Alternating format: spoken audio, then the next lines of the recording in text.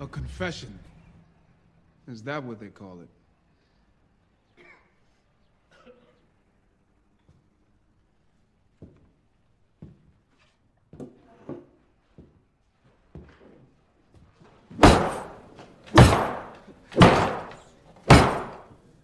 Billy Lyons was thrown in jail for 3 days without cause.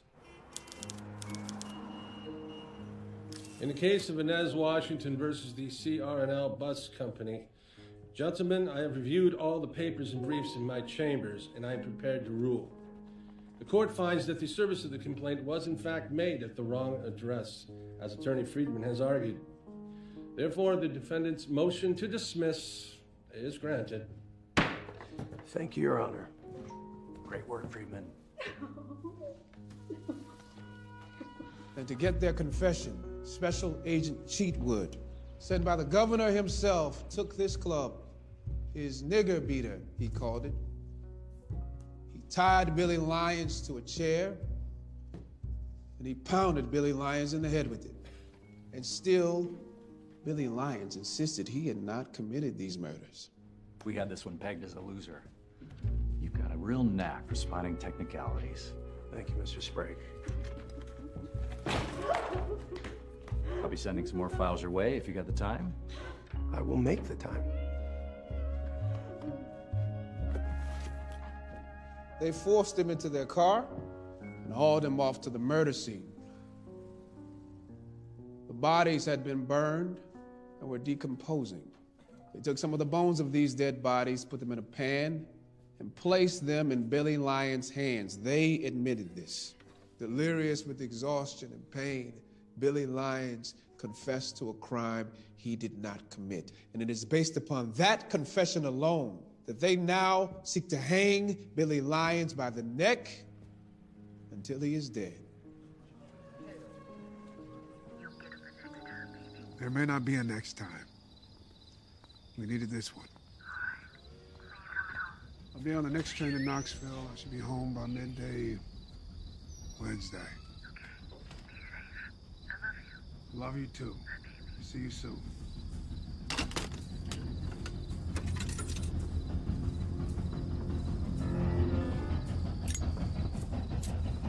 Hey, boy.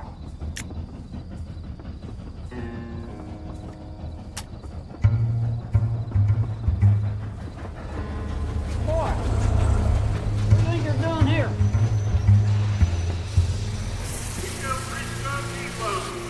What you gotta do, nigger? See you boys another time.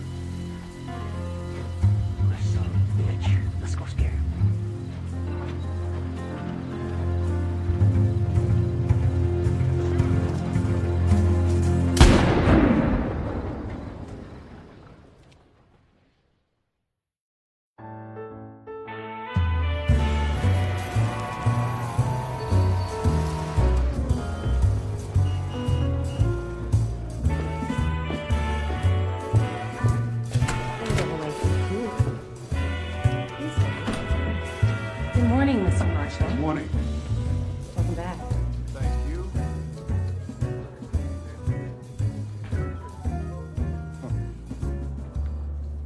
Thurgood, you're going to Bridgeport. What? Now? No, I swore to bust How many Thurgoods are there? 5 or 10? There's only one, and that one is going to get his ass on the train tomorrow. Why? Why? Nightmare in Greenwich, that's why. Thurgood, wife attacked by Negro driver, that's why Thurgood. How about Fear Grips, Connecticut? What's the reaction? Fear, getting calls from all over the country, Negroes getting fired, white families afraid to have us in their home. Well, if we can't work as domestics, Negro families are going to starve, and this is a hell of a time to lose half of our staff. It's got everything, doesn't it? Eleanor Strubing, fair-haired Greenwich socialite, was the victim of a beastly attack in her own bedroom. Yes, and the boy that they're holding is straight out of Native Son. Look at that. Wow. Joseph Spell, uneducated Negro servant with a criminal past. A fable that the New York City press is going to feed on to the last morsel. Yeah, they're starving for this one. So are we. We win this thing, our big donors are coming right back, Thurgood. There's only 13 million Negroes depending on you.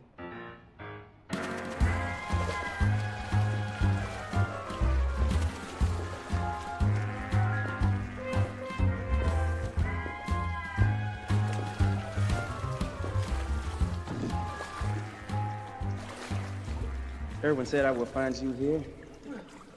What? Your brother said I would find you here. You know, swimming. Nice swimsuit. Who the hell are you? Tad Lancaster. Bridgeport High, remember? From Bone? Yeah. Still blowing it too, man. What are you doing here, Tad? Oh, I am working with the Bridgeport NAACP. Actually, I am the Bridgeport NAACP, and I need a little favor. Do you know that Spell case? The guy who attacked the girl from Greenwich? Yeah. Now, National is sending a lawyer from the city to handle his defense, and we need a local guy to get him admitted.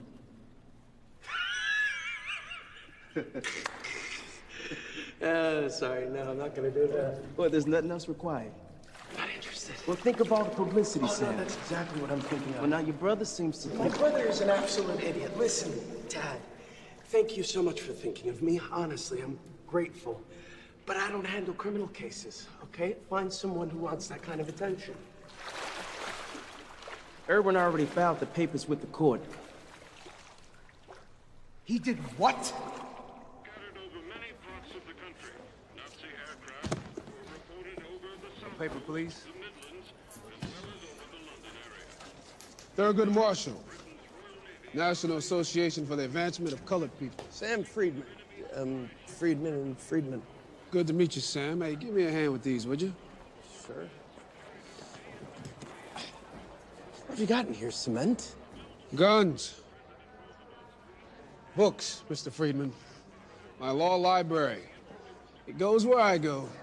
Look, I told Tad Lancaster I'll get you admitted as a favor, but I can't get involved in a case like this. Yeah, why not? I do insurance defense, you know, accident cases. I've got a reputation to think of. Ah. That must be difficult, What? having a reputation to think of. You meet our client yet? Your client? And no, I was waiting Come for... on, then. Let's get to it.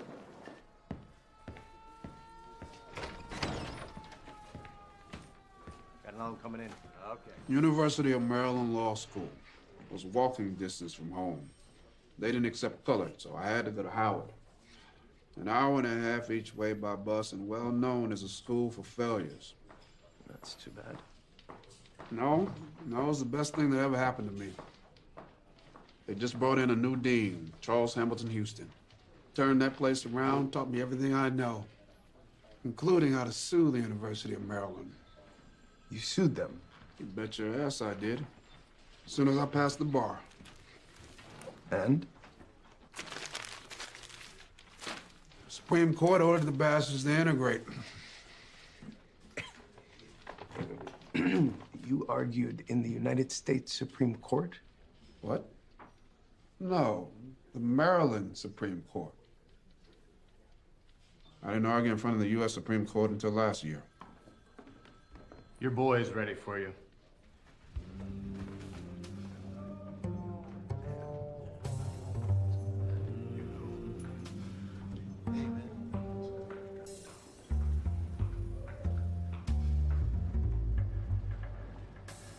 Spell! Lawyer's here to see you.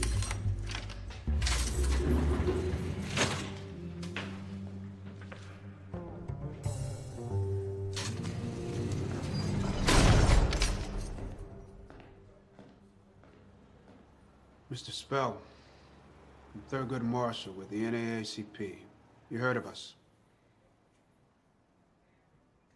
You a lawyer? I am.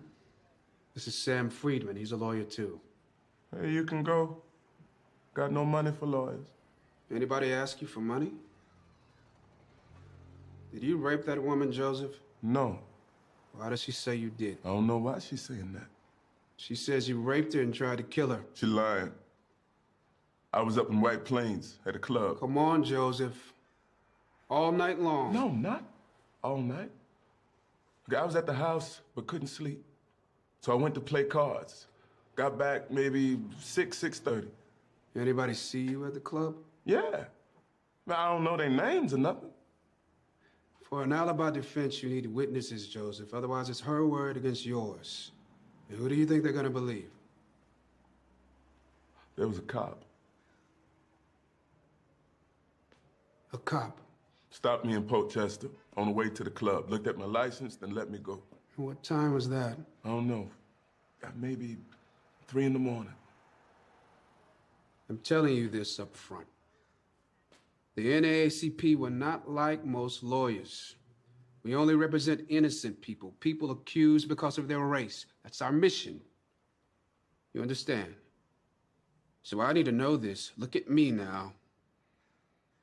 Did you do what they said you did? I never touched that woman.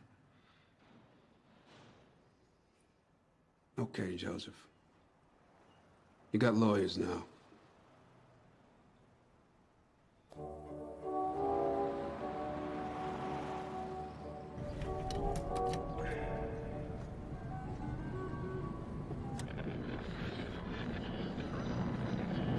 Go ahead and change the station. What do you know about the prosecutor? Lauren Willis. Graduated Yale the day he was born. Unless you came over on the Mayflower, you're nothing to him. They're grooming him to be senator, I hear. What do you know about the judge? Judge Foster. Former law partner of Willis's father.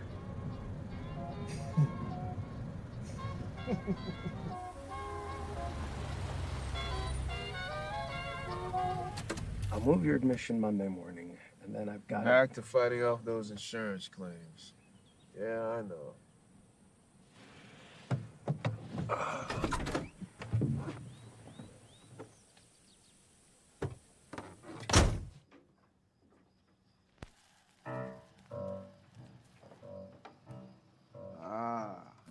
So you like Langston Hughes, huh? Of course, don't you? I don't give a damn about no poetry. Come on. I actually went to school with Langston. I just wish he'd do something more worthwhile with his time. That bourbon, Mr. Marshall. Sure. You know, Tad's got a law degree too, from Fordham. They told me you were a driver. Yep.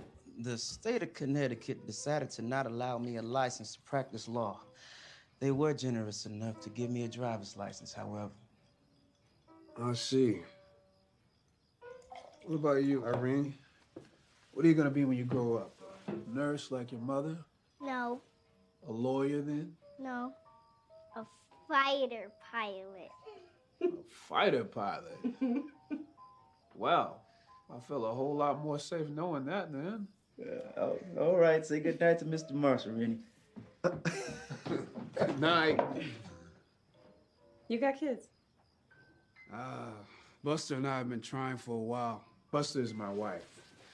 Sometimes people think I'm talking about my dog. Well, you should get a dog and name it Mrs. Marshall. So, you think this boy did it? Hey, whose side you on? Women don't just go around lying about being raped, Mr. Marshall. You're going to have to figure out why she'd do such a thing. Burden of proof is on the state. Is it now? Yeah. So what can you tell me about this Friedman guy anyway? Sam and me played trombone together in the high school band. You trust him? Sam, oh yeah. If you dropped a nickel while kicking him in the balls, he'd return it to you. Couldn't play trombone for shit, though. Gentlemen, Mr. Boss, can I have a minute, please? Just a minute. Who is this, a relative of Spell? Mr. Spell's attorney, Thurgood Marshall. I thought you were Spell's lawyer, Mr. Freeman. It's Friedman. Sam Friedman of Friedman and Friedman. Local counsel, that is all. Good defense team, huh? Is your boy Anderson Friedman? He is not my... Let me state this to you all clearly and unequivocally. Our client, Joseph Spell, is an innocent man. Well, let's get a picture of you two.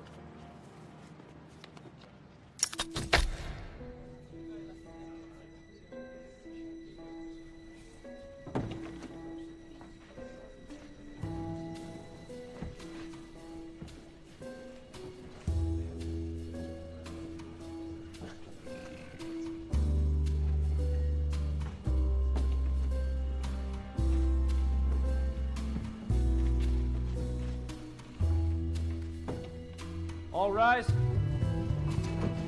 Superior Court is now in session. The Honorable Carl Foster presiding.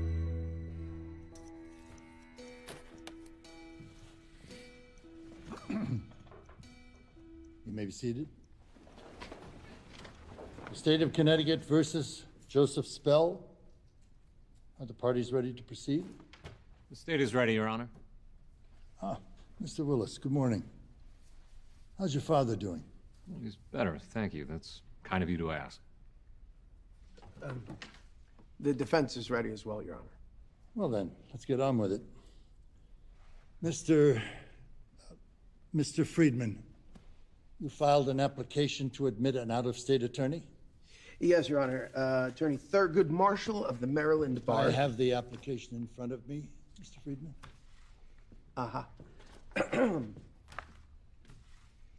Why do we need to admit this lawyer, Mr. Friedman? Does he have a long-standing relationship with the defendant? No, Your Honor, but... How long has he known him? Not long, Your Honor, but... Exactly how long? Well, he met him for the first time a few days ago. However... A few days ago? Well, then what possible reason could there be to admit him? You're a perfectly capable attorney, are you not, Mr. Friedman? You have tried cases before, haven't you? Only civil cases, Your Honor. But Mr. Marshall is with the NAACP, and they are concerned that their defendant receive a fair trial. So are we all, Attorney Friedman. So are we all. But he's not a member of our bar, is he? No, he is not. However, Your Honor, Mr. Marshall is a respected attorney. He argued in the United States Supreme Court. That has no bearing on this case. Your Honor, may I be heard? No, you may not. Court has heard enough and will rule. The court sees no legal requirement to admit out-of-state counsel in this case. But, Your Honor... However, the court not only wishes to be fair to all of the parties, but to maintain the appearance of fairness as well. Therefore, the court will allow Mr. Marshall to enter his appearance for the defense. Respectfully... His written appearance, Mr. Willis. Mr. Marshall may sit at counsel table. However, he may not speak. Your Honor, I must speak for the client. He may not speak, argue, or examine witnesses. If he violates this ruling, he will be held in contempt of court. And you as well, Mr. Friedman. You will conduct this case. Me? Yes, you. The trial will begin a month from today at 10 a.m. Court adjourned. All rise. What the hell just happened? What the hell just happened here? Shut up. Be quiet. Let me think. I can't do this, you know that. Shut up. Excuse me? That son of a bitch. I've tried cases before judges who were grand dragons of the Ku Klux Klan who forced me to enter through the back door. But this horse shit is a first. I cannot get involved in a case like this. Are you listening to me? It would destroy my practice. This is not my problem. The hell it isn't. No, you heard the judge. Until we can find somebody better, it's you and me. It's our problem now. Mr. Marshall.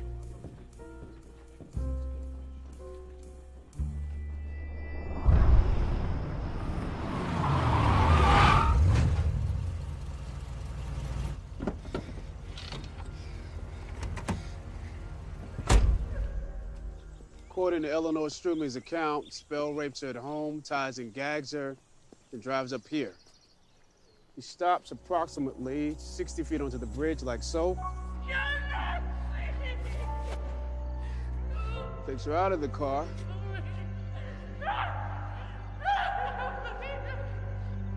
Then pushes her over the guardrail into the reservoir right about here. Throws rocks at her and drives away. Somehow she gets to shore, dripping wet, and then climbs up to the road.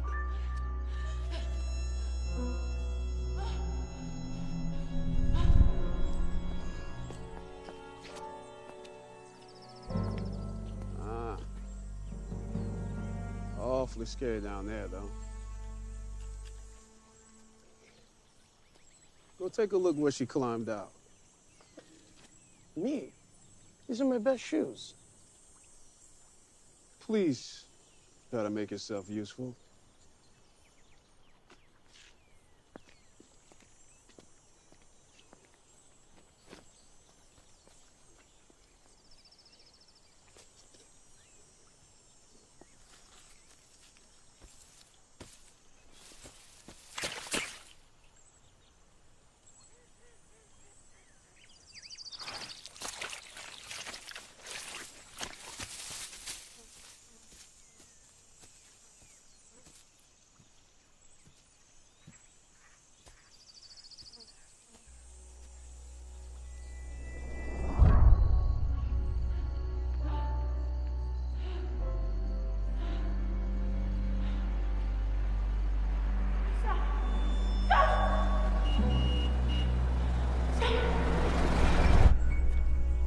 This is where the truck driver found her.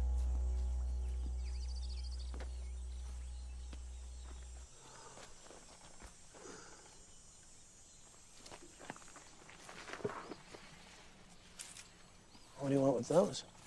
It's an old Negro superstition. I always take a little piece of the earth with you. Really?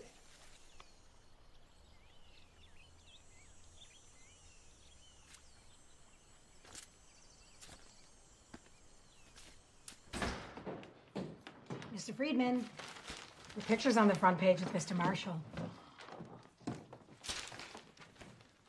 Oh, not a bad picture. Of me, anyway. Also, your wife called. Oh, Sam, perfect. Where you been? Out getting the cutlery I need to castrate you. You must be Irwin. I am. Mr. Marshall, pleasure to meet you. Pleasure. Sam, listen, I have great news. I made some calls. Harry Gruber, he wants the case. Harry Gruber, the communist. Sam, at least he handles criminal defense.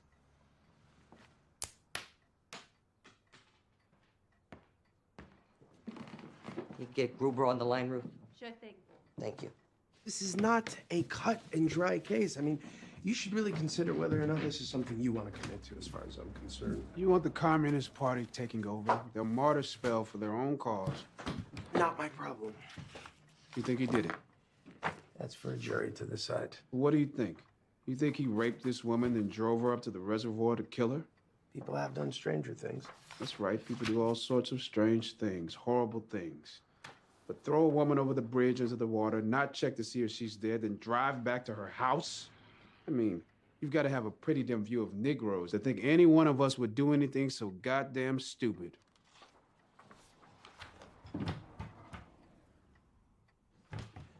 The papers say he was dishonorably discharged from the army. This isn't a court-martial. He was fired from his last job for stealing. No charges were brought. He left behind a wife and 2 kids in Louisiana, Thurgood. Yes, he's got baggage. Criminal defendants usually do. They're not perfect citizens like you and me, but none of that makes him guilty of this crime. Sam, I've got Gruber on the phone. What do you want me to tell him? I don't know. Tell him he's a schmuck. Sam, come on. Erwin, Sean Ganug, huh? Why me? I need someone who'll do as I say. What makes you think I will do as you say? You have no choice. You don't know what you're doing. You're quite a salesman. There's no time for that. You want me to try this case? No, I need you to try this case. And the Lord commanded Moses to enlist his brother's help. He shall speak for you to the people. He shall be your mouth, and you shall be his God to him.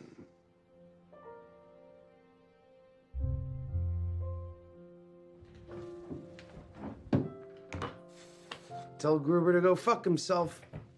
All right. And find the cop who stopped Spell. We need a witness. Okay, I'm on it. What is this? You say you've never tried a criminal case before, right? Yeah, that's right. You better start reading, man. You've got 1 month.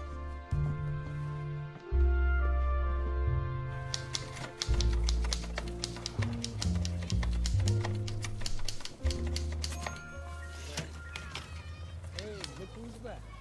You coming tonight? No, not tonight.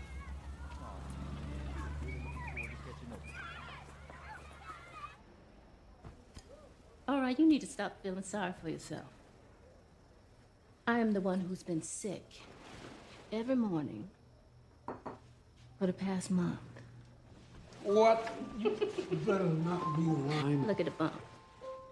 Oh, I see it. You see it? I'm not going anywhere after this. What? You don't believe me? No, I don't. I swear. You swear. I swear. Nowhere. I Ooh. swear.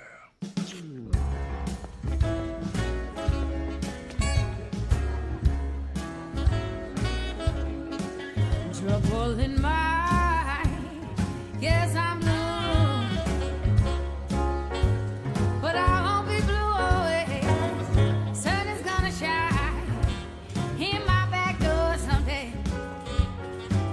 Langston, he swore on his mother's life that he wouldn't be going anywhere anytime soon. My mother's name was never mentioned. Well, this case is all anybody in the city is talking about. Which only means that the inevitable loss will be that much more devastating. Don't bet against me. No, you're not even trying the case, Every baby. single word that man utters in that courtroom will be mine. I'm just making the point that a Negro charged with ravishment by the Greenwich gentility should probably save himself the time and unpleasantness of a trial. Langston, maybe you should just go back to Spain. Go back to Russia. Write your little poems, explore big ideas with your comrades. I was fighting fascists in Spain. Well, we're writing about fighting fascists in Spain. Listen, by the time the baby comes, Thurgood's gonna be out of a job. Do none of you have any confidence in me? I'd say you have enough confidence for us all, misplaced as it may be.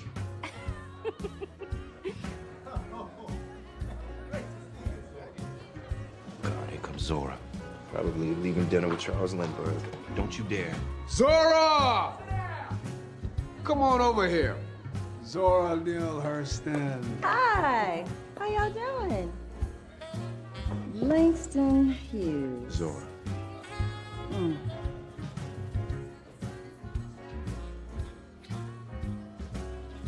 And who is this? I'm August. I've heard so much about you. That's funny, because I haven't heard a thing about you. Huh, Langston?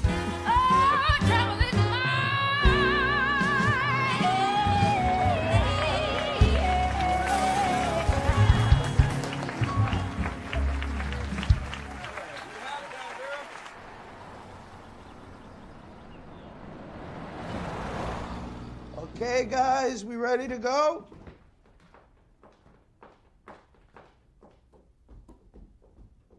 You're still not talking to me. It's not my fault. You have no idea how persuasive this guy can be.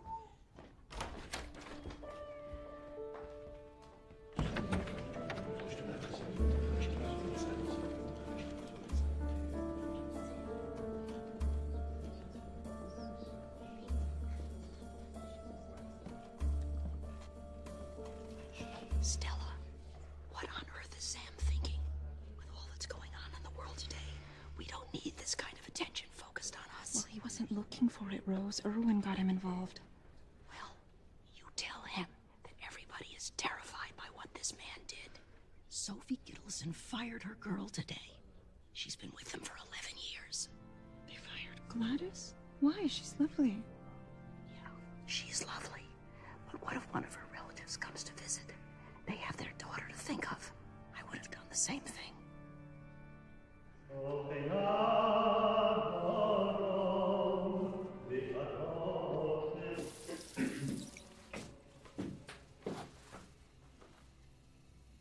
Well, if it isn't Mr. Friedlansky. Mr. Wiseman? Dora and I couldn't remember. Were you born here or in Minsk?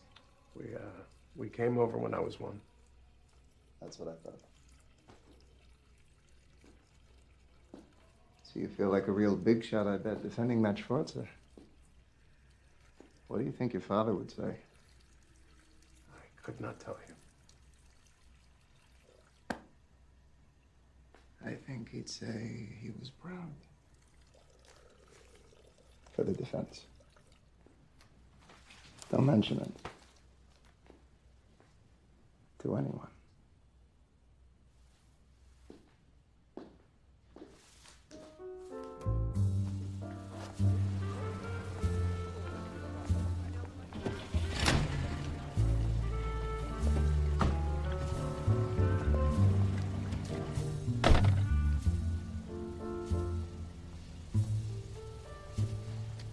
Ew.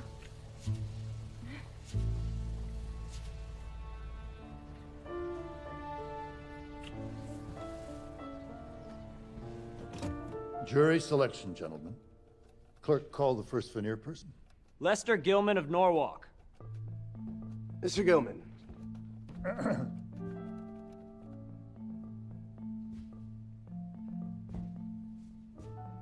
Mr. Gilman. In this case, a colored man is accused of raping a white woman. Could you be fair in deciding such a case? I think so. No further questions. Accepted by the defense. To tell you the truth, I don't know much about them, the colored. We don't have too many in Stratford.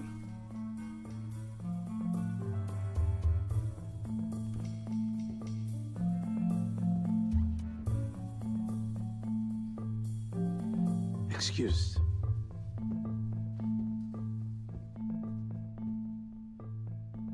I'll be honest with you. I don't like the colored. Seems to me they're always getting into some sort of trouble. I don't think much of Hebrews either. Excuse me? Well, you're one of them. I figured. Thank you for your candor, Mr. Wright. No further questions.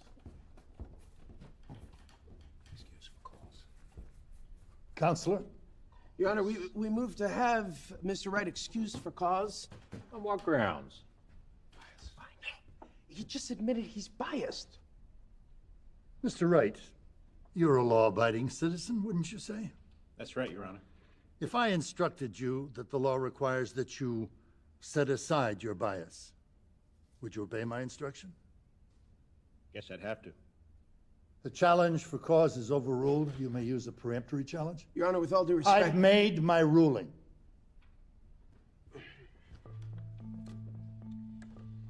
Excused.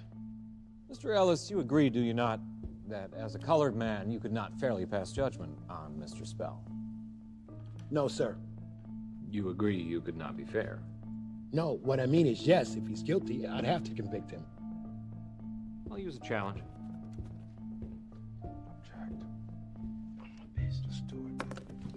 Your Honor, I object. Grounds? We can't use the challenge You can't use the challenge to discriminate. I heard that, Mr. Marshall. It's a peremptory challenge, Mr. Friedman.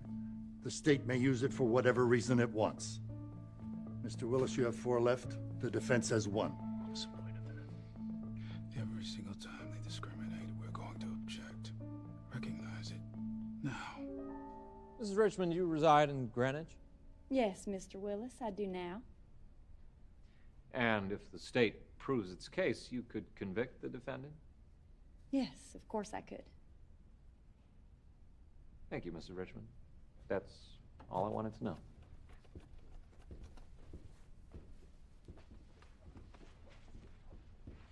Mrs. Richmond, I notice you have an accent. Really?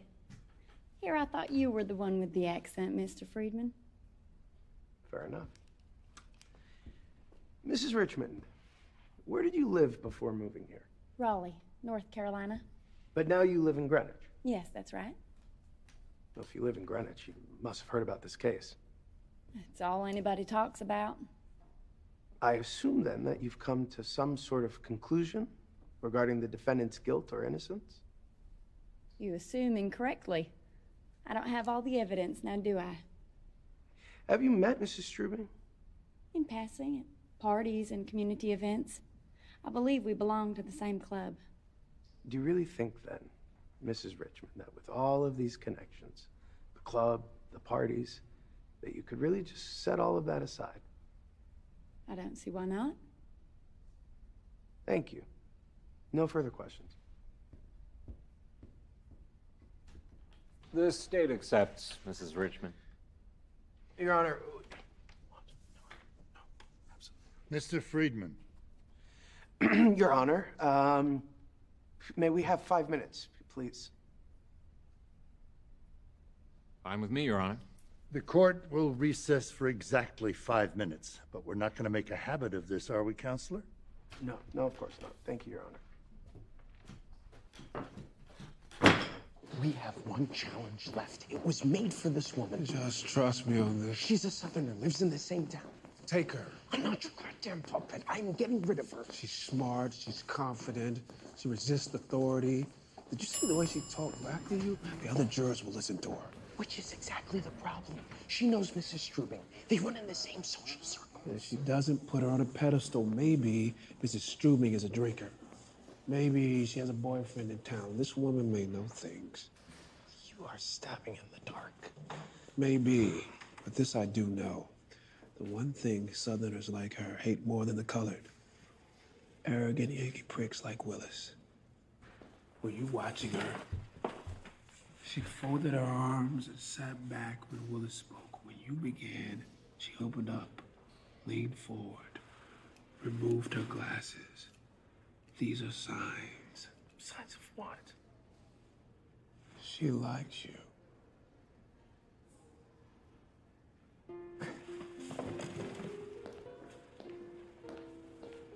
No, my glasses. I need my glasses.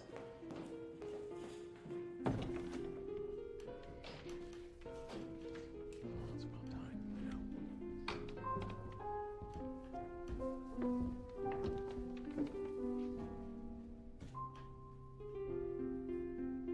Mr. Friedman? The defendant accepts Mrs. Richmond. Am I missing something? Mrs. Richmond, you've been accepted by both of the parties and will serve as our 12th and final juror. The evidence will begin tomorrow morning at 10 o'clock. Hey, Mr. Friedman, Mr. Friedman, what do you have to say about today's comments by the NAACP? What comments? The press release by Walter White? He says that the Spell case will show the world that a colored man cannot get a fair trial in the United States of America. Do you agree, Mr. Friedman? I have nothing to say about What about that. you, Mr. Marshall? Hasn't it been proven in this courtroom already? How can a man have a fair trial when he's denied counsel of his choice? When the members of his race are eliminated from service on his jury, when fear and bias against his race are the central points of the case against him. In Europe right now, the forces of tyranny have mobilized behind the vision of a so-called master race. And here in America, our differences aren't supposed to matter. Here, we're promised equal protection under the law. Nothing complicated about that. That promise has not been realized, not even close. Not in Birmingham, Alabama, nor in Oklahoma City, Oklahoma, and certainly not here in Bridgeport, Connecticut. Where your bigotry is simply colored by a northern accent. But a fair jury can always render a just verdict. That's what we're striving for here today. The Constitution was not written for us, we know that. But no matter what, we're gonna make it work for us. From now on, we claim it as our own.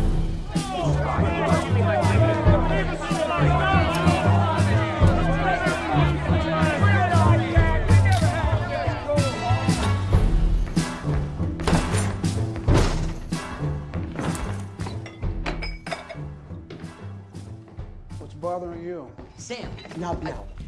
What's bothering me?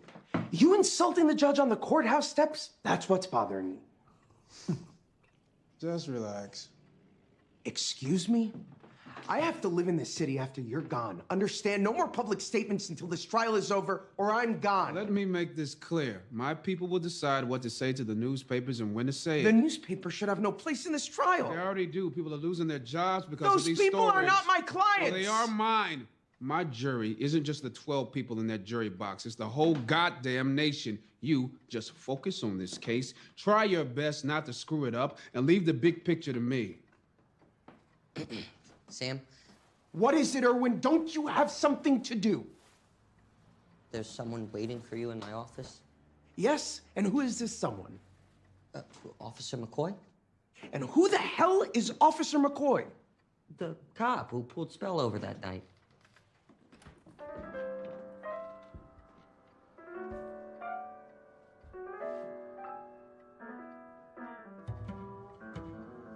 I just did what you said. I drove around Port Chester, pulling over police cars, and I found him. Attaboy, Irwin. Attaboy. What time did you pull over Mr. Spell? Did you hear the question? 3:37 a.m., according to my notes. Why'd you stop him? Didn't look like a man like that would drive that car. Was anyone with him in the car? No. He was alone. You're willing to testify to that in court? If I have to. I want to get a sworn statement from Officer McCoy, then escort him out. Officer.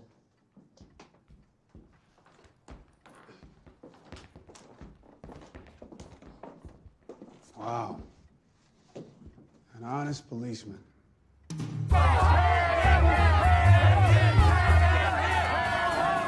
See what your publicity stirs up? Nah, it just brings them out when you can see them. That doesn't look anything like me. Does it?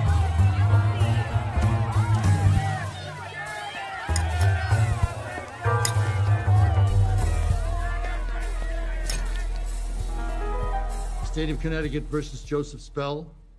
Are counsel ready to proceed? Ready for the state? We are, Your Honor.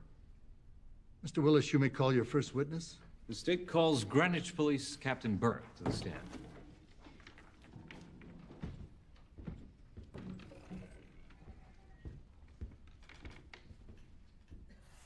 Would you identify these photos, Captain Burke? Yes, sir. That's the Kensico Reservoir. Did you find any evidence at the scene that pertains to this case? Yes, sir, we did. We found Mrs. Strubing's sealskin coat floating in the reservoir under the bridge about here. Then about here, on the guardrail, we found some strands of fabric. I believe they were stuck to some bird droppings. Were you able to identify the fabric? Yes, sir. It matched the fabric from Mrs. Strubing's sealskin coat. Thank you. Nothing further. Your witness, Mr. Friedman?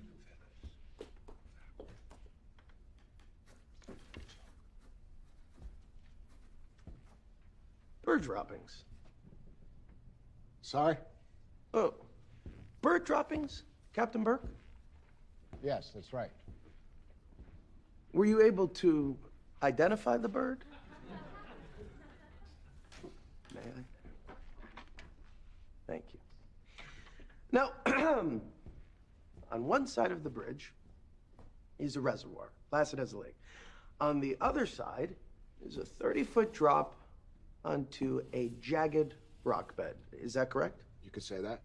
And the fabric that you found was on the lake side, right about here, around 60 feet onto the bridge. 67 feet, 4 inches. Okay. Did you conclude then that Mrs. Strubing fell or jumped off the bridge? I concluded that she was pushed. Pushed? To murder her? That's right. As a trained crime investigator, Captain, did you ever ask yourself, if someone wanted Mrs. Strubing dead, why not push her onto the sharp, jagged rock bed rather than the still lake water? Object. Asking for speculation. Sustained. The jury will disregard the question. Now, Mrs. Strubing told you that after pushing her into the water, Joseph threw rocks at her from the bridge. Is that correct? Yes. Mm-hmm. Were there any rocks on the bridge? I don't know. There may have been. But there were rocks in the area around the bridge. Is that correct? Yes, there were. About how big were they? I really couldn't say.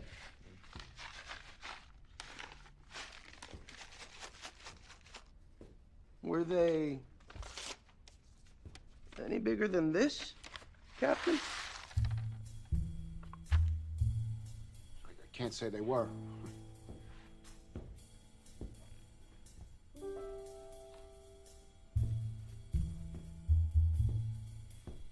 This is a pebble, isn't it, Captain? You could call it that. What would you call it? A pebble. Pebble. So, in summary, Captain, it is your belief that this man threw Mrs. Strubing into a placid lake, then gathered pebbles to toss at her while she waited patiently under the bridge. Object. Withdrawn. No further questions, Your Honor. Captain Burke, you are excused. Court is adjourned.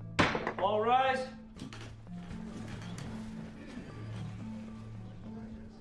Mr. Friedman, well done. Well done. Let's go. Why are you smiling? I think we scored some points there. This isn't a sporting event. A man's life is on the line. Word with you, Friedman. Yes, of course. Alone? To you both. The doctor who examined Ellie is testifying tomorrow. It's rather personal, of course. These are private people. Please, get to the point. Excuse me? Well, I've spoken with John Strubing, and he's willing to consider a plea. It's my decision, of course, but plead your boy, and I'll recommend a sentence of 20 years. Otherwise, he gets life. No. No deals. Mr. Friedman? Not my call. Of course, you have to speak to your client.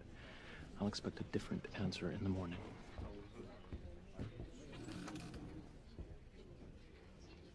Even with good behavior, you'd be locked up at least 14 years. I could maybe do that. They don't know we found the cop, Joseph. We don't even know if Strubing will show up. You could walk out of here a free man. But if she does, if you wrong... Listen, the decision is yours. Sam, I need to talk to Joseph. Are you asking me to leave? Of course not. He's your client. I'm asking you to listen.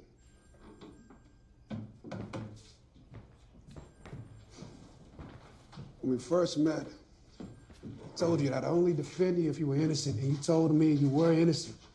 You remember? I remember.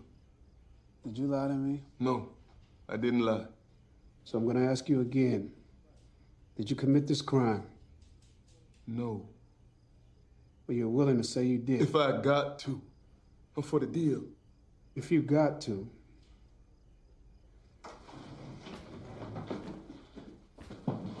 My great-granddaddy was a slave. Were your people slaves, Joseph? When we were slaves, we had to do what the master said, but we're not slaves now, are we? No, we ain't slaves. You say that like it's nothing. We ain't slaves because we rose up and we fought and we fought and we fought till we got our freedom. Isn't that right? My granddaddy escaped when he was 15. Fought off 4 men and an attack dog, my mama said. Okay, then. You tell me this. After what your granddaddy did to get his freedom, you're just gonna give it right back for nothing? Something you didn't even do? Understand this. If you want your freedom, you're gonna have to fight for it. You don't have to fight alone. That's why I'm here. We've got weapons now, Joseph. Our people do. Weapons we didn't have before. We've got the law.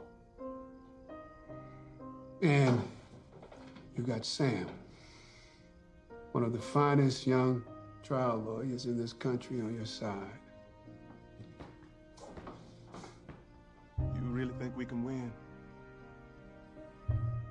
I wouldn't be here if I didn't think we could win. Dr. Sayre, please tell the jury your field of specialty. I specialize in the field of gynecology, and I deliver babies. On the morning she was discovered in the reservoir, did you have occasion to examine Mrs. Eleanor Strubing?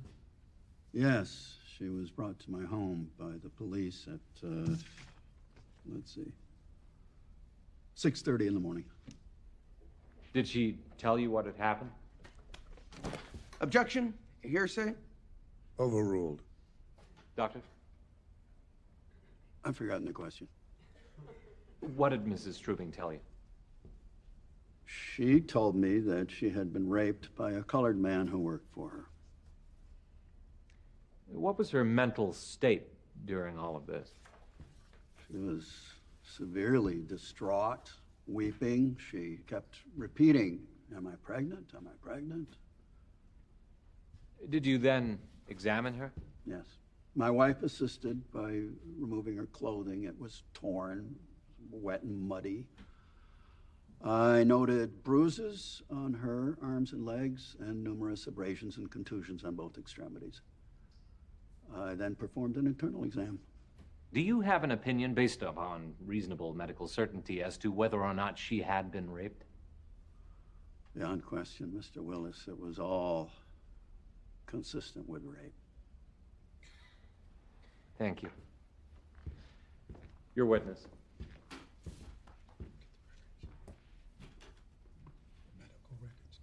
Your Honor, may we please see the medical records of Dr. Sayre? Object. These are personal. Overruled. I'm sorry, Mr. Willis, but the witness referred to them. They must be turned over. Thank you, Your Honor. May I?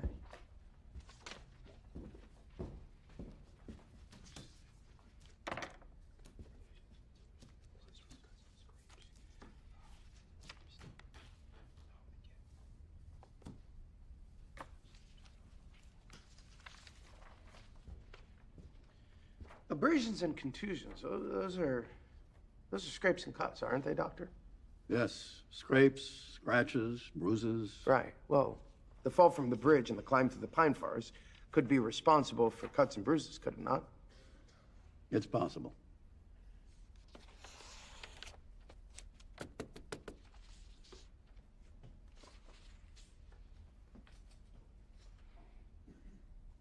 You did an internal exam.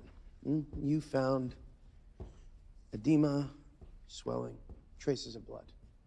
Yes. And it was based on this that you determined that she was raped. Indeed. But those same findings are equally consistent with a woman who took a lover and engaged in vigorous sexual intercourse over the course of an evening. Isn't that correct, Objection. How dare you? There is no evidence of any lover. Sustained. There is no place for that in my courtroom, Mr. Friedman. Of course, Your Honor. I'm sorry.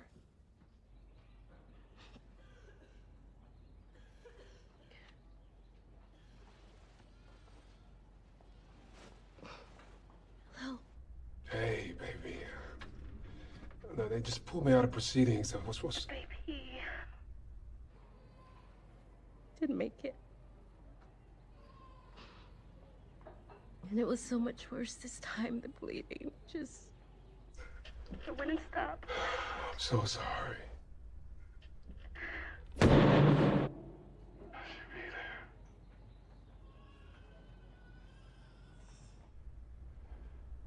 Buster. Buster, are you there? Yeah. I'm here. Where are you? Do you have any further questions, Mr. Friedman?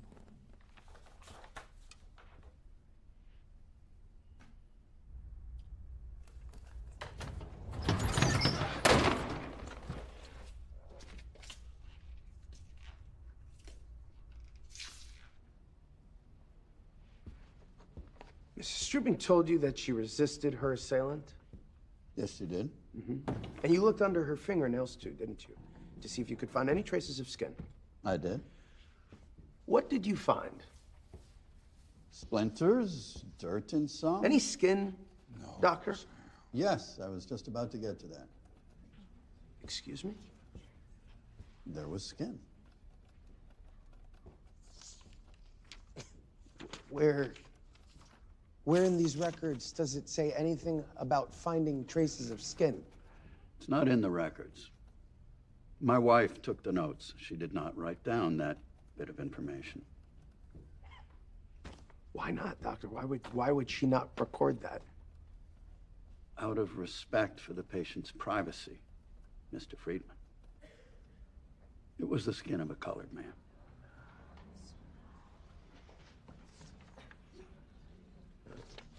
No further questions. It wasn't in the records. They got a doctor to lie under oath. How do we fight against that? You asked the exact question Willis wanted you to ask. What were you thinking? Where the hell were you? Getting instructions from Walter White? See what happens when I don't hold your hand? You panic up there like an amateur. You should have let him take the deal. God damn it, would you shut up about the deal? We have an alibi witness, remember? What don't you get? They will have McCoy change his testimony. Just watch. Let them. We'll take his sworn statement and shove it up his ass. No, tomorrow morning I'm walking into Willis's office and I'm asking him if the offer's still on the table. The NAACP isn't taking any deals. The NAACP isn't the one with its life on the line here. Yes, it is, goddammit. You're using him. That's all this is. Just like you said the communists would. We're giving him the best possible defense under the circumstances. Yeah. I'm sure he'll feel really lucky as he sits in prison for the rest of his life. Let's not act like it's Joseph Spell you're concerned for all of a sudden. What is that supposed to mean? From the moment you got involved in this, you've been looking for a way out. Play nice with the DA, earn yourself a favor. Maybe they'll let you in their neighborhood or the club one day. Well, get this through your head. The only way to get through a bigot's door is to break it down. Must be easy for you to say, huh? See, it's my life that is on the line here. My family, my practice, my future. What do you have? You have nothing to lose. No, you just sweep through town, stirring up all kinds of ugliness, then move right on. No one will ever even remember you were here. Oh, fuck you, Sam. Fuck you.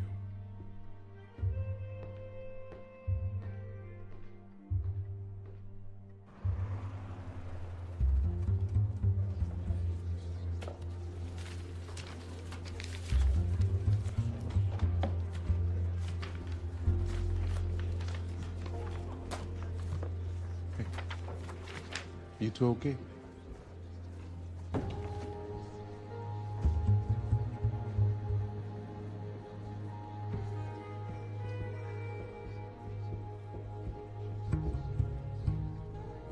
Please take the stand, Mrs. Strubing.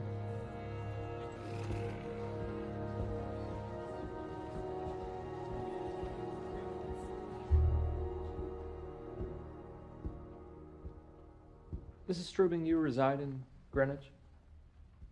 Yes, my husband John and I moved from Philadelphia about a year ago. Is your husband here in the courtroom today? Of course. Sitting in the front. Mrs. Strubing, do you remember the night you were attacked? Mr. Willis, I assure you I will never forget it. Please tell the jury what happened.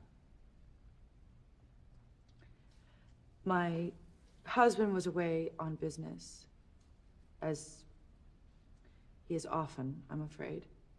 I had dinner with friends, the Moores, and I arrived home around 10 o'clock, and then I decided to shower before bed, and I was fixing my hair, and he came in the room. He came after me and started chasing me.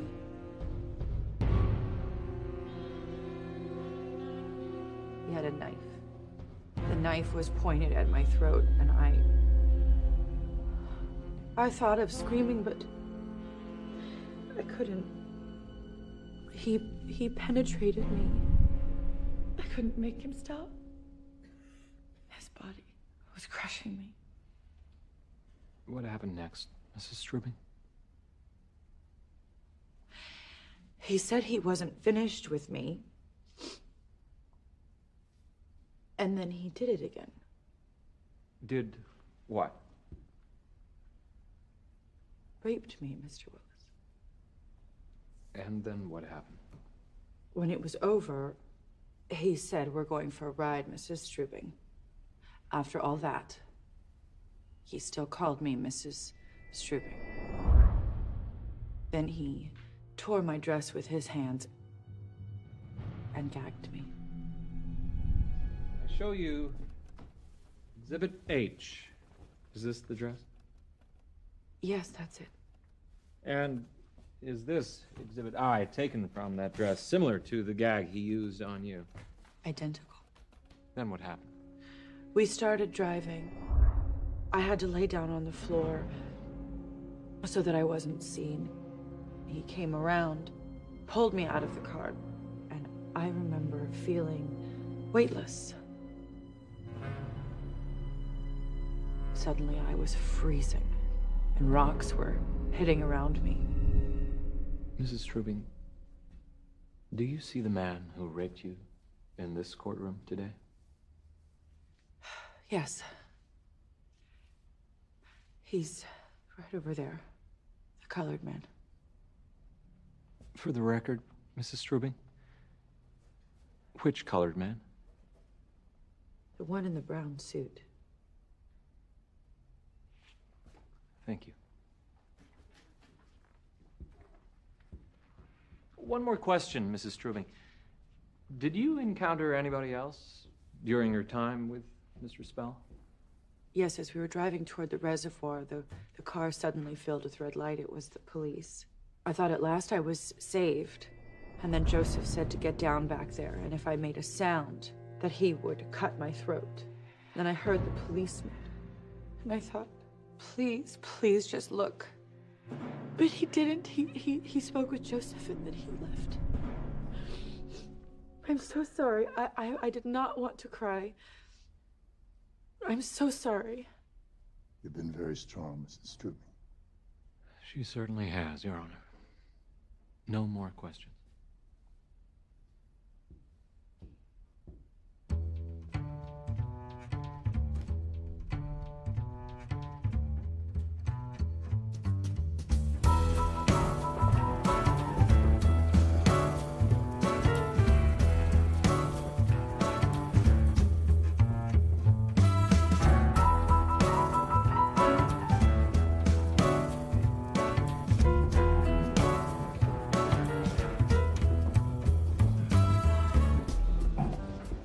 either.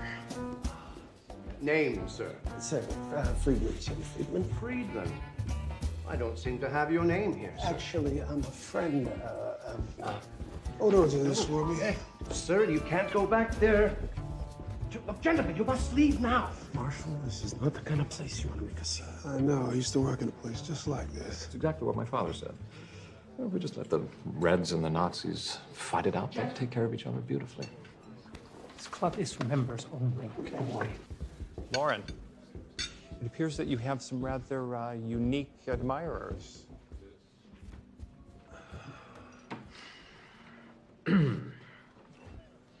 This is a private club. She wasn't in the car, Lauren. Excuse me? You had her lie on the stand today. Are you accusing me of a crime? Yeah. That's exactly what I'm doing. Who do you think you are? We have a sworn statement from an Officer McCoy. Spell was alone that night. I don't care what you have. Ellie Strubing told the Greenwich police everything when she first recounted the crime. If she wasn't in the car, how could she have known the car had been stopped? Here. Read it. What is this? Another sworn statement. This from Ellie Strubing the morning they found her. Dated, timed, notarized. Everything she told the Greenwich police. This is fraudulent. Get out of my club.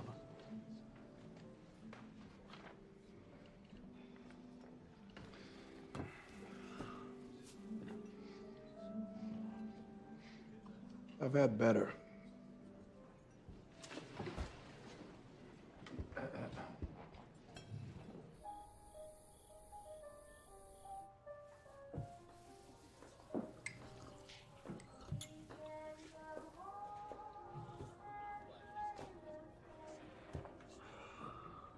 Are you okay, sweetie?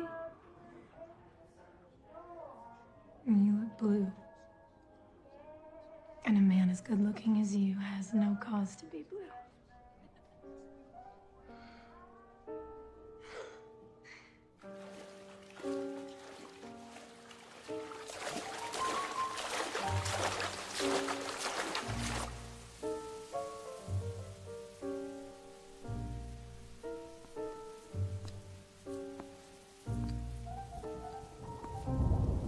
Where is he?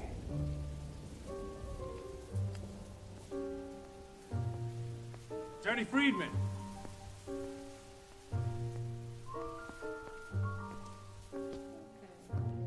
Not much of a conversationalist tonight. It's okay. I am. I'm Jen. Very good. Pleasure. I've never seen you here before.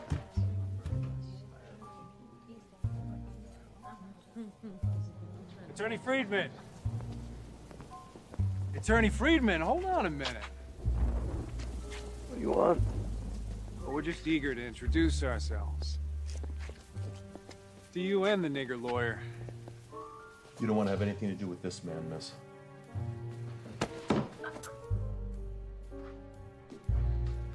Excuse me.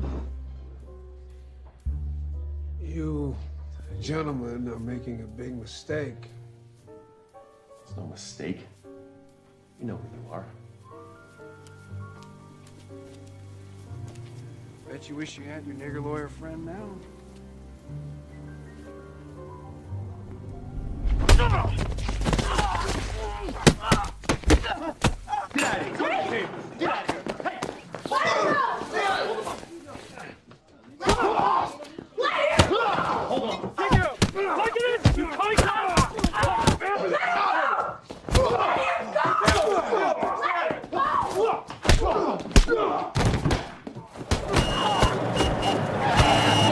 go! Quick, bastard! Man!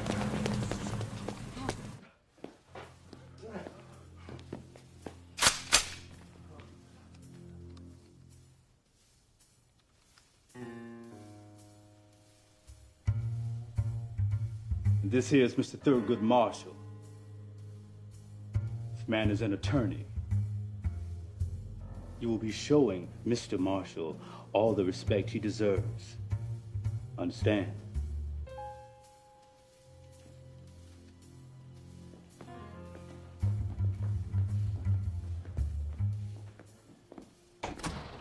Sit down and finish your bourbon. Say something. You're late. What happened? Huh? I didn't mean to start trouble. It's not your fault. It's okay.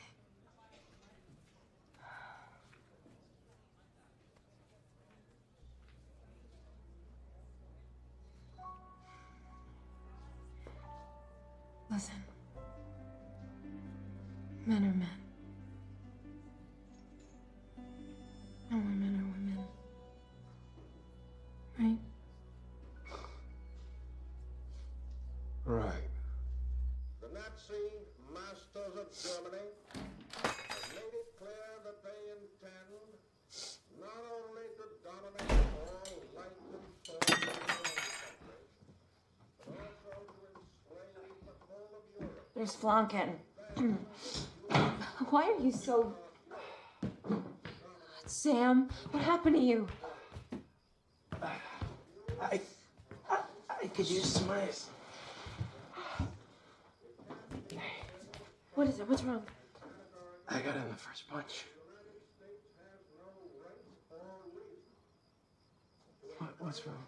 What is this? You've been crying. No, now, let's... Tell me. My cousin and Anna in Krakow. They took her. Sie haben genommen mit der Kinderreich.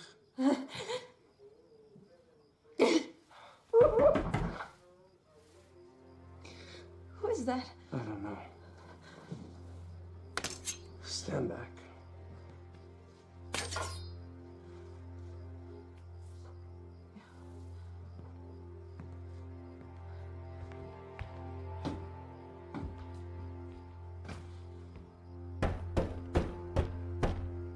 Who is it? Me. Thurgood. Your co-counsel. Open up.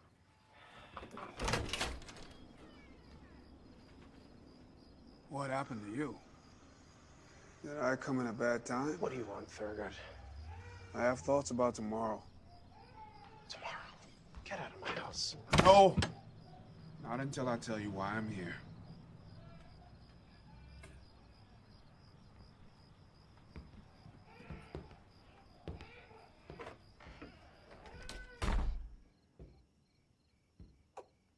Hear me out. You were right. I had it all wrong all along. Spell was with her all night. Spell lied. This is your big epiphany? Eleanor Strubing lied too. Neither of them have been telling us the truth. Thurgood, you have just broken this case wide open. My God, you really are a legal genius. Men are men and women are women. Men are men and women are women, Sam.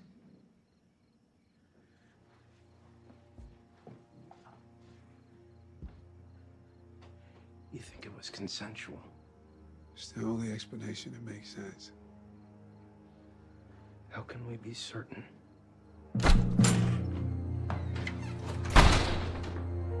We need to talk. Talk about what? Listen to me carefully now. Did you have sexual intercourse with Eleanor Strubing? No. Why you keep asking me that? I never asked you that before. Did you have sex with her? Speak, goddammit. I told you I didn't. She says she was in that car when it got stopped. You hear her say that in court? I heard, but she's lying. No. She's not lying. You're lying. Why are you taking her side? The cop told... cop never searched the car. She was in the back seat, wasn't she? No. Look, I'm telling you, she... Get this through your head. She gave a statement to the police early that morning. She knew then the car had been stopped.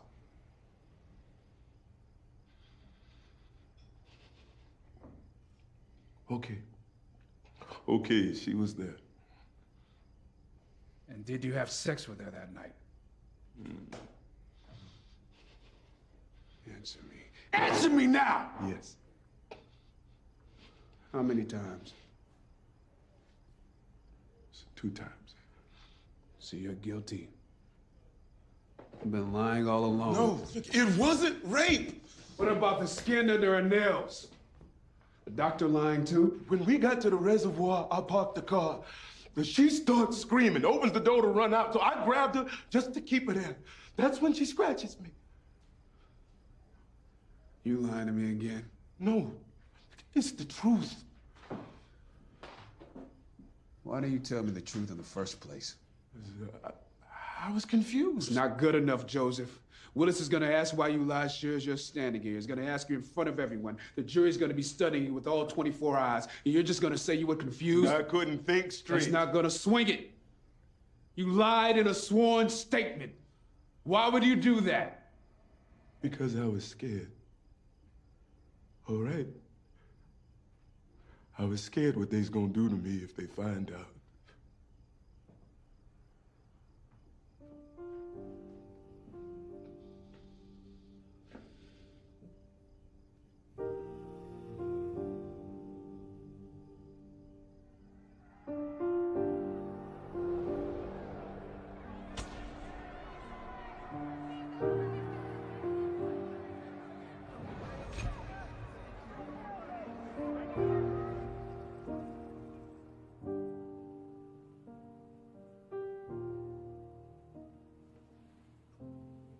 My father told me once, if anybody calls you nigger, you not only got my permission to fight them, you got my orders to fight them. Your father say anything about being called a kike? No. Not to me, anyway. Look like a real fighter now, Sam. Like a Jewish Joe Louis. Nah. Barney Ross is my guy. Barney Ross it is.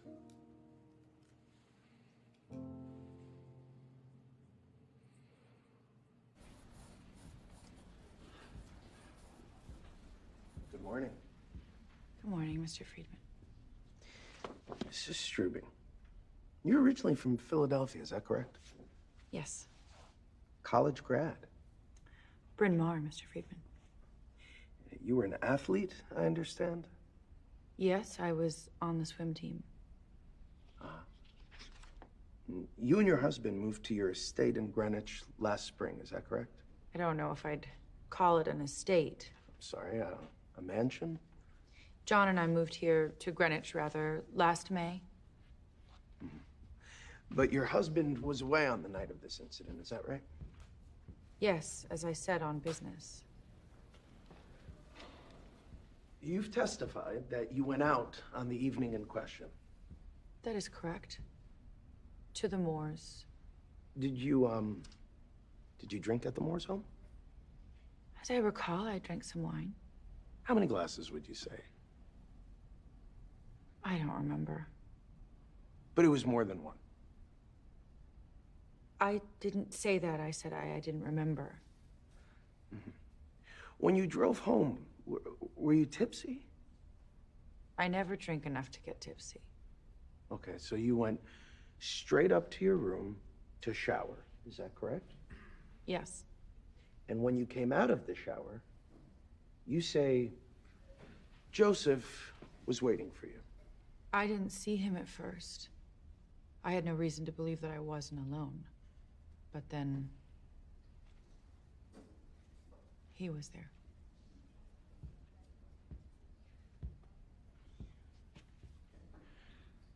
You were attracted to Joseph, weren't you, Mrs. Strubing? Objection! That's an absurd accusation. You invited him into your bed, didn't you? Your Honor. He attacked me! Strike the question and answer from the record. Mr. Friedman, no more of this. You understand me?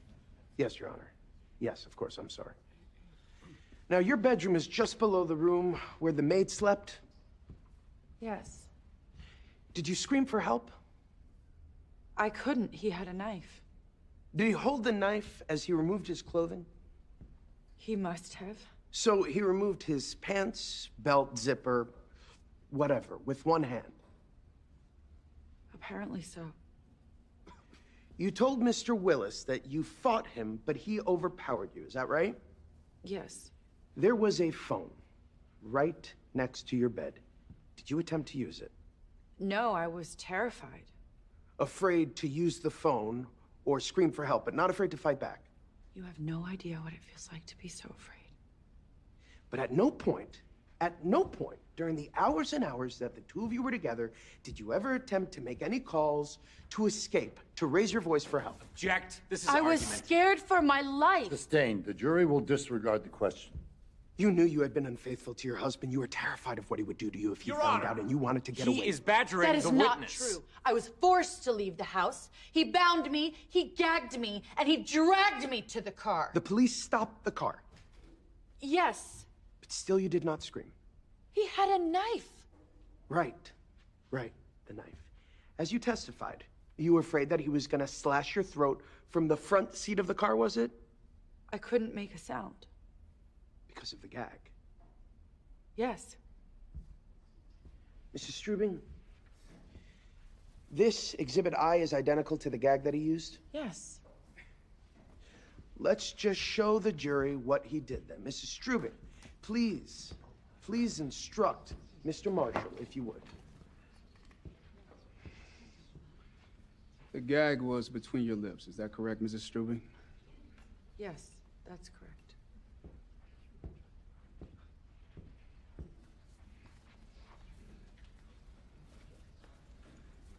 Is this about right? No, it was a bit tighter than that. How about this, ma'am? Yes, that's about it.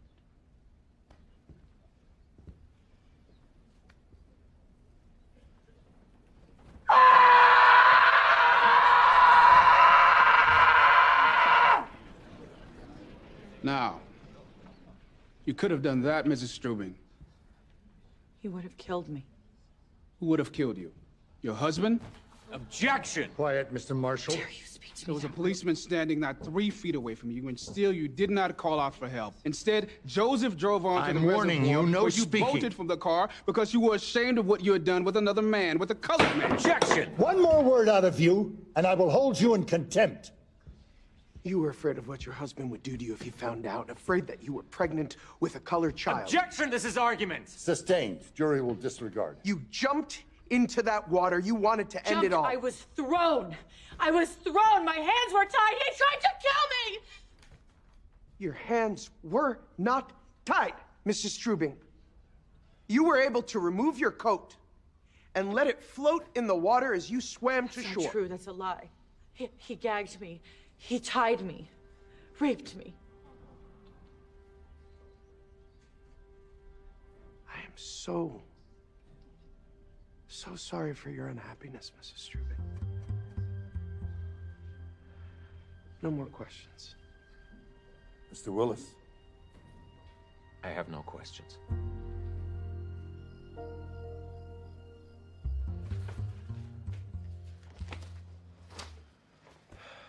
How can we put spell on the stand with all this baggage? The jury needs to hear him deny it, and you bring out all the bad stuff yourself. Don't leave anything for Willis.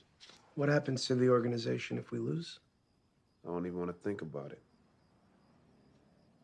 You could blame me. You're one of us now, Sam. Haven't you noticed? In the papers, they write Sam Friedman and Thurgood Marshall of the NAACP.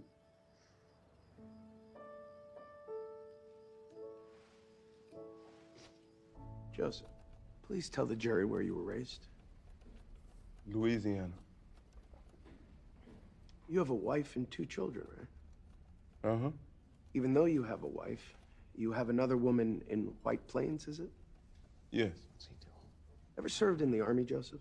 Yes, sir. Fort Benning, Georgia, 6 years. Discharged. That was a dishonorable discharge. Yes. Then you moved north. That's right. Before working for the Strubings, you worked for another family in Greenwich? Yes, sir. They accused you of stealing and fired you. Yes, sir.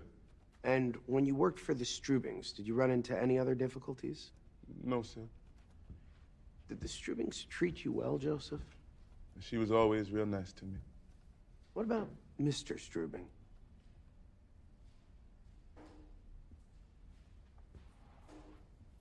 Was he mean to you?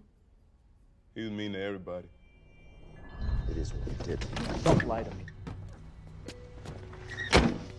Watch where you're standing. Yes, sir.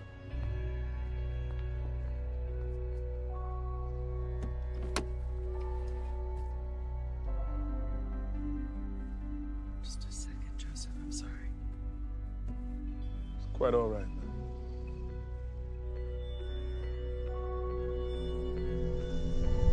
On the night of this incident, why did you go into Mrs. Strubing's room? To ask her for money. I had to pay a man I've been playing cards with. What happened when you got to the room?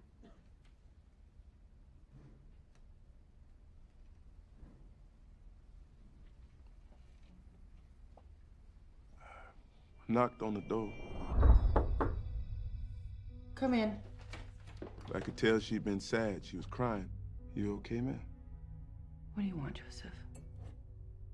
No, it can wait, Mrs. Strubing. But she told me to stay and ask my question. Told her I needed some money.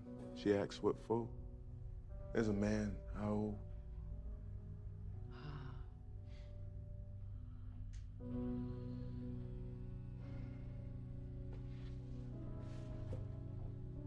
So she went to the bureau. He said, "Is this enough for you, Joseph?" I said, "Yes, ma'am, thank you." But she didn't give it to me. And she asked me. I'm not awful like him, am I, Joseph? No, ma'am.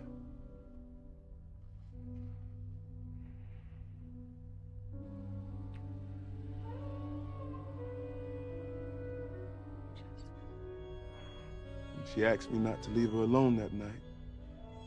And, I didn't.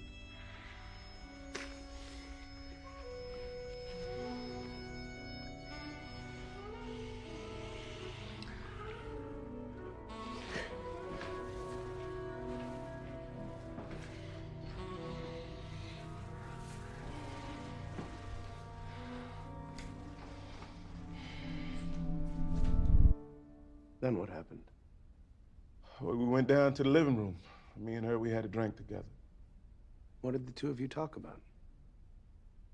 She told me he beats her. Who beats her?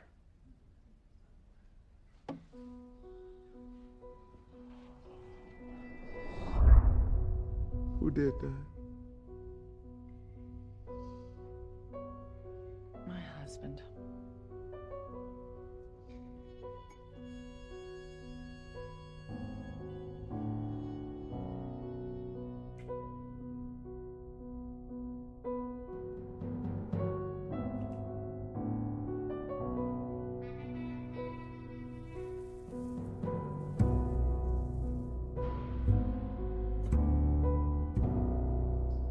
Did she ever resist you, Joseph? No, she didn't. Not at all. What happened next? We were lying on the sofa.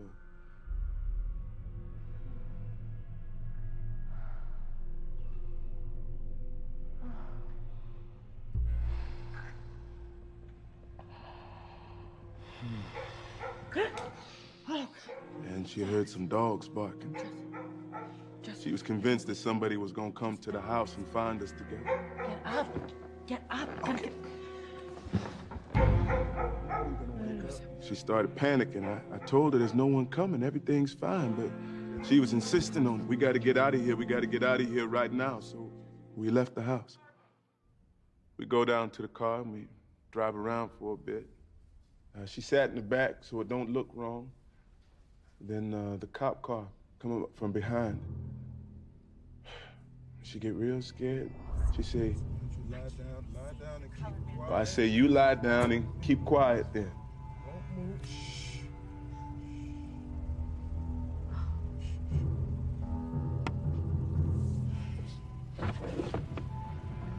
Where'd you get this car, boy? I'm a chauffeur, sir. Belongs to John Struben, Greenwich, Connecticut. Identification? Yes, sir.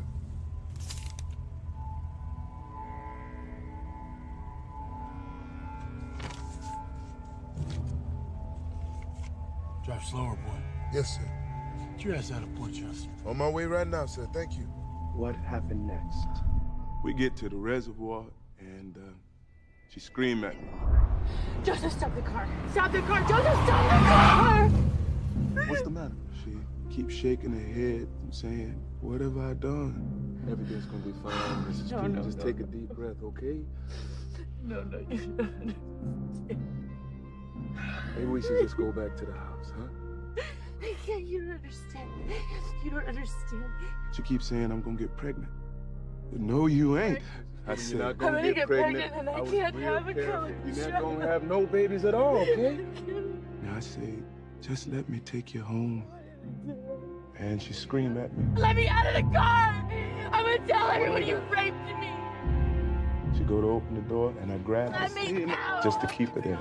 That's when she scratches my arm. Mrs. Struben, hey. Whoa. Mrs. Struben, what you doing up there? I yelled at her to come back, but come on down right now. Let's get in the car and go home. She just turned away.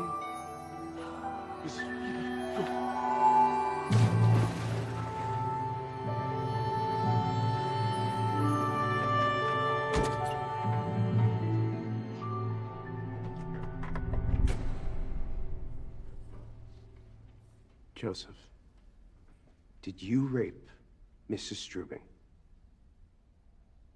No, I did not. Thank you, Joseph. You're a witness. Not bad. You wouldn't lie to the jury, would you, Joseph? Not bad at all. No, sir, I wouldn't. But the fact is, you are a liar, aren't you? Objection. Argumentative. Overruled. It's cross-examination. When you married your first wife, Hattie, you swore to God you'd be faithful to her, did you not? Yes, sir. But you weren't. It was a lie. You could say. You told her you'd take care of your children, didn't you? Yes, sir. But you haven't, have you? Not so much as I should. And then you were in the service and you swore to honor your country. But that was a lie, too. No. Then you came north and you stole from your first employer. When the police picked you up, you lied to them about your whereabouts the night before, didn't you? Yes, I did. You gave a statement, under oath, that you were in a bar all night. Yes. So you lied to your wife. You lied to the state of Louisiana. You lied to the police. You lied to God. Why should anyone believe you now? I don't know why they should, except it's the truth. The truth? If it's the truth, why not tell it from the beginning? If you're an innocent man, why lie? Why lie, Mr. Spell? Answer the question.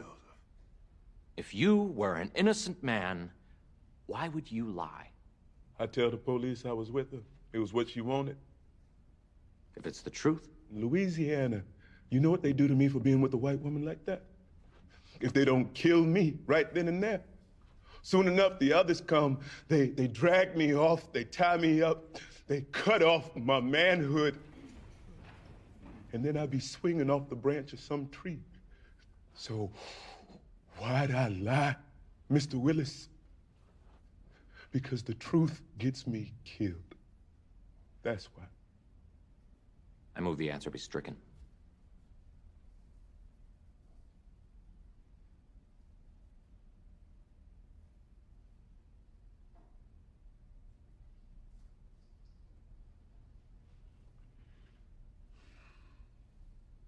The answer will stand.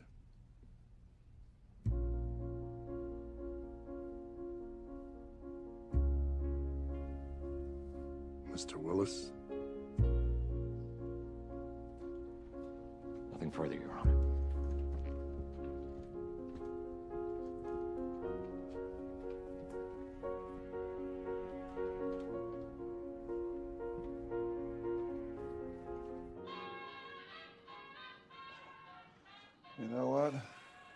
finally looks like a respectable law office in here. Come in. There's someone here to see you, Mr. Marshall. Walter. What are you doing here? Can we talk? I'll just move to Irwin's office.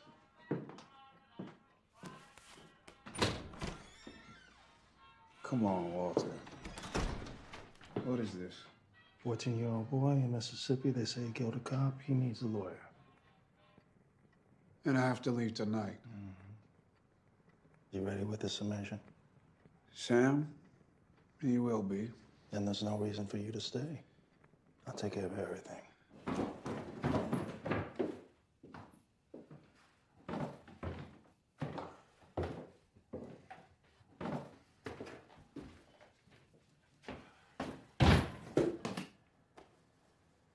You get the picture Rennie left you? Ah, yes. Now, what kind of plane is this? Well, she said it's supposed to be you. Now, those are ears. Ah. She's quite a talent. You were right, you know. About what? Why would she lie? That is the question we needed to answer. Well, I'm thankful Rennie got to see there's men like you in the world. I don't understand how you can leave before closing arguments. Doesn't do anyone any good having me sit around waiting on a verdict. What if something comes up? The case is in, Sam. Walter will represent the NAACP, and you'll be there for spell.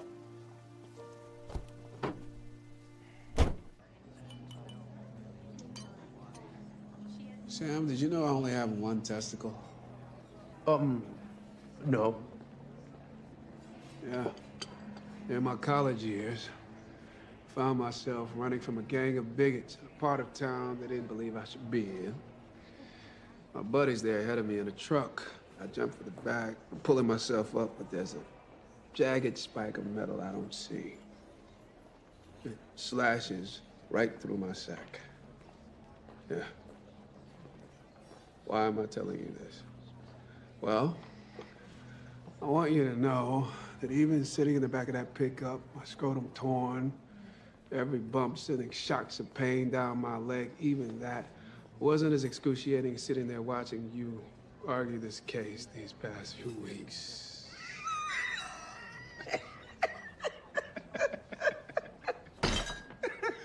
But I did learn something. I need an army of lawyers just like you, Sam. Lawyers who don't even know they want to make a difference, who just a little bit of training and be just as capable as me. Well, almost as capable. And until then, what? You just travel around the country on this crusade, putting out fires in Mississippi, Oklahoma, Bridgeport. It's not really fires I'm after, Sam. It's fire itself. Get out your pen now.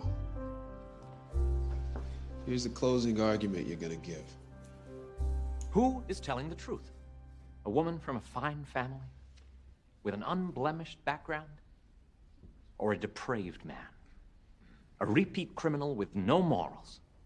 A man whose whole life has been composed of a series of lies? Did this decent, church-going, intelligent woman, the graduate of a top college, engage in voluntary sexual relations with her Negro servant and then jump into the water for what? For pleasure? As the defense would have you believe? Of course not.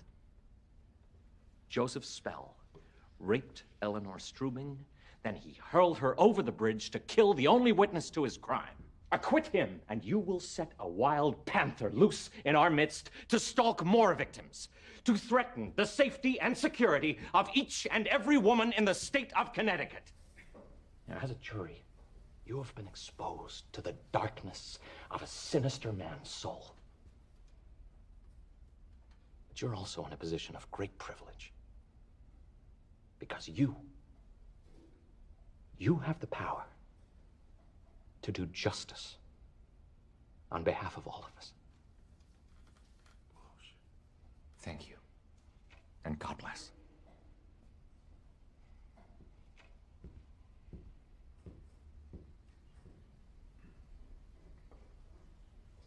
Mr. Friedman? Why would a woman like Eleanor Strubing consent? No. Encourage sexual relations with a man like Joseph Spell. Let me tell you why. Eleanor Strubing's story is nothing less than tragic. She is a respectable woman from a fine family. She attended the best schools. She went to church each and every Sunday. As the good book says, she was spotless as the Lamb of God. She is spotless as the Lamb of God. She and her husband, John, moved to Greenwich. Oh, he travels frequently, leaving her alone in a new town, away from her friends and family, in a vast, empty house. The pangs of loneliness hit hard. She has some drinks. I knock at the door. Joseph. Joseph? She was not expecting this. A young man, a handsome man. In a moment of weakness, her judgment impaired by the alcohol of the evening. Consumed by loneliness, she invites him to share her bed, to ease her pain. As the evening goes on, she becomes panicked that they will be discovered. She must leave the house, must escape her sin. What if she is pregnant? And with a colored child, what if her husband were to find out? What would he do to her? She cannot live with the fear, the shame. So then there they are, at the reservoir. An opportunity to escape her life, her despair. Joseph tries to hold her back, but she wrangles free, runs from the car. And she plummets into the water. Only as soon as she hits the surface, her years of training take over. See, she is a swimmer, and she simply cannot drown. With her zeal to end her life gone, her only escape, she must accuse him. And so a story is created. A web of desperate lies filled with inconsistencies, absurdities, reasonable doubts. The state must prove its case beyond a reasonable doubt. It must be a clear case. No scream for help all night long. Doubt. No call on the 4 family phones. Doubt. No cry to the officer just a few feet away. Doubt. No rocks on a bridge. Doubt. Doubt. Doubt. Doubt. The doubt, my friends, is overwhelming. And this is why you must find Joseph Spell not guilty. Ladies and gentlemen of the jury, you've heard the arguments of counsel. You may now retire to the jury room to begin your deliberations. Court is in recess.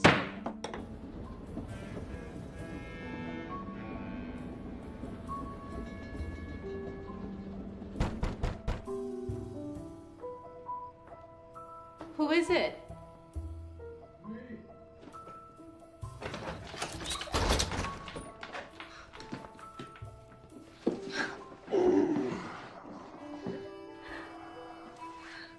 You're supposed to be on a train. I have a little time.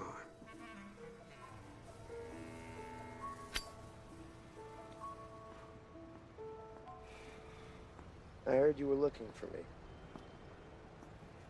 Well, Friedman, it seems you have beginner's luck. John Strubing just called me. This whole thing has been a terrible strain on Ellie, as you can imagine. They want it over, now. I'm prepared to offer one final deal. What is it? 5 years. You'll have to enter a guilty plea right away and admit he lied on the stand. I'll speak with him. Do it now. The jury comes back in, the deal is off.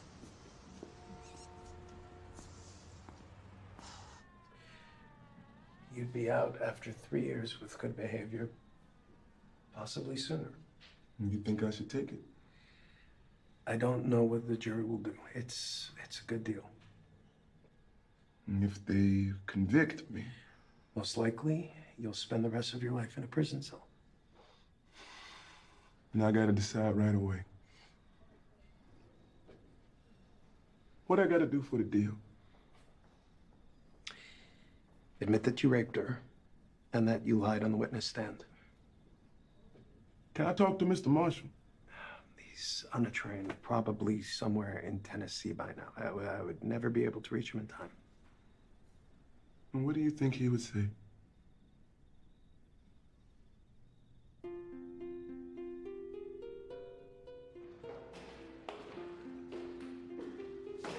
Huh.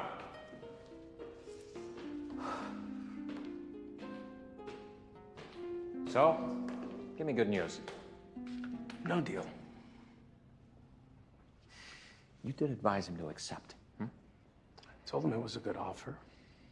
I told him what the alternative is. I told him if it was me, I would take it. And I told him that no man should ever confess to a crime he did not commit. I thought Jews were supposed to be smart. You sound just like the Negro.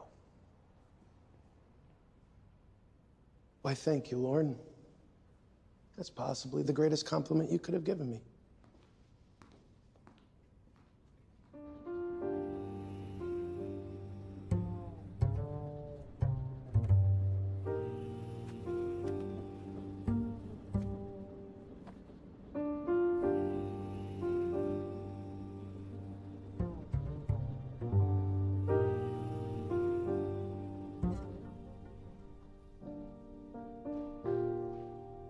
There's a verdict.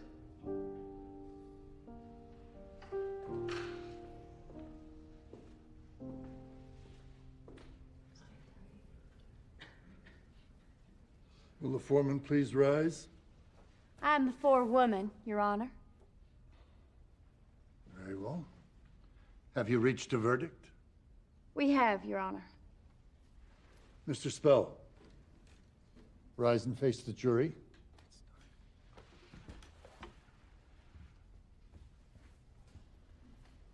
Madam Forewoman, what is your verdict? We, the jury, find on the charge of rape that the defendant, Joseph Spell, is not guilty.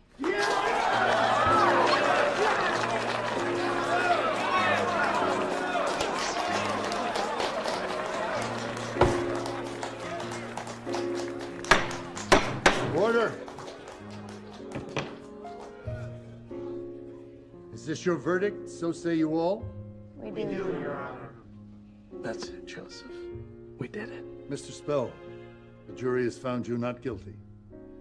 You are released from custody. Jury is dismissed. Court is adjourned.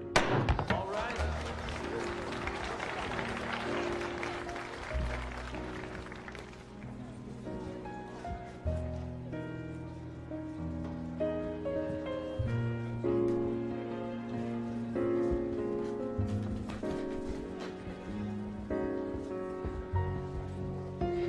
Congratulations, Mr. White.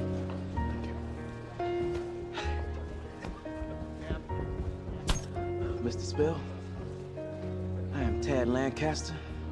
Mr. Marshall thought you might need a place to sleep tonight. Oh, Mr. Marshall.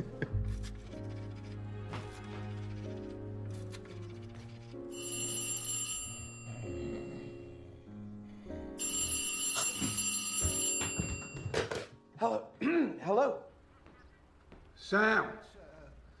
Sam, I can barely hear you. Is there a verdict yet? Yeah, it's me.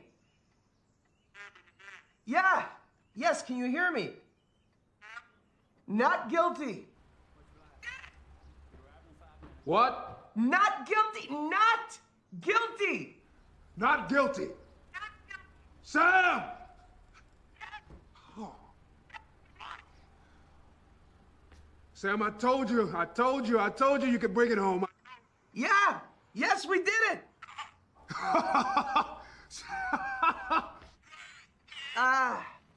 Thurgood, I'm having trouble hearing you. Sam, are you there? Are you there? Thurgood.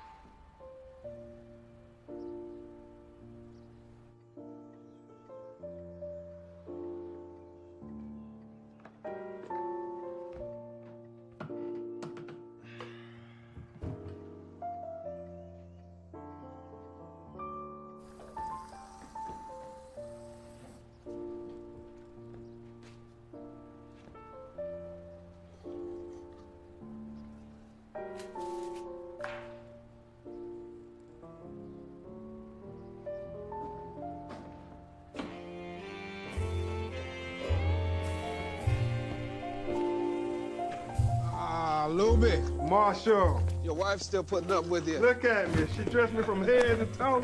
Got me looking as sharp as you. God bless you. We really need your help. I promise you I'll do everything in my power to help you. Thank you for coming, Mr. Marshall. We really need you in Mississippi. My pleasure. So let's get going. Are you hungry? You know, I very nearly ate my briefcase on that train. Well, when we get to the house, I'll fix you a nice supper. That would be nice. You can fill me in on everything that's going on down here. Can you slow down a little? I got my good Sunday shoes on.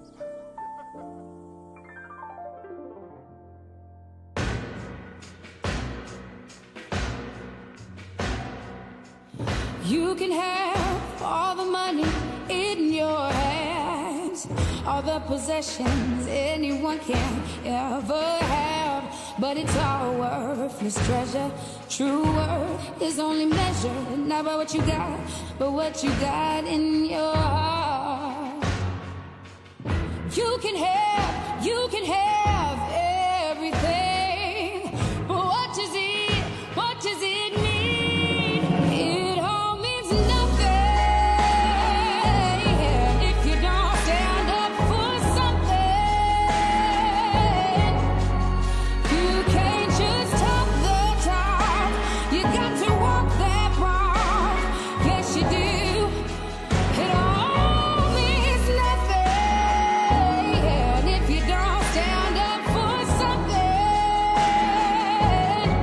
And I stand up for you. And I stand up for you. Yes, I will. Yes, I will. You do the best that you can do. Then you can look in the mirror, proud of who's looking back at you. Define the life you're living, not by what you take, but what you're giving. And if you bet on love, there's no way you'll ever lose. Take a stand, make a stand for what's right. It's always worth the fight. It all means nothing if you don't stand up for something. You can't just talk the talk, you got to walk that walk. Yes, you do. It all means nothing if you don't stand up for something. And I stand up for you, self-respect, dignity. If that's all you got, then you got all you need. And without that, you don't have a thing. Oh, no, no. Rise up, love, lift your hands. I stand with you cause I understand. Ain't here to judge, just to take a stand. The greater plans, the creator's plan. Let's all rise like the day began. Reach out and touch with the Savior's hand. On rock we stand like his native land. Let the ways of love be the ways of man. Means nothing if you don't stand for something. You can't just talk the talk.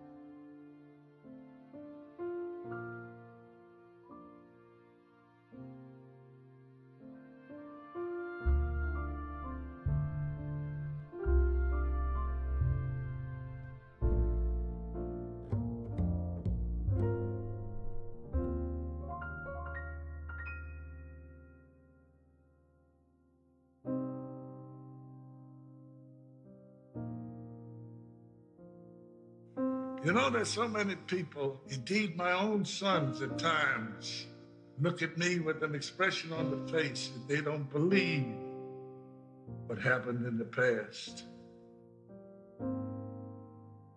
There are movements by the different branches of this government that are set to push back. Oh, now it's being done, you know, cleverly.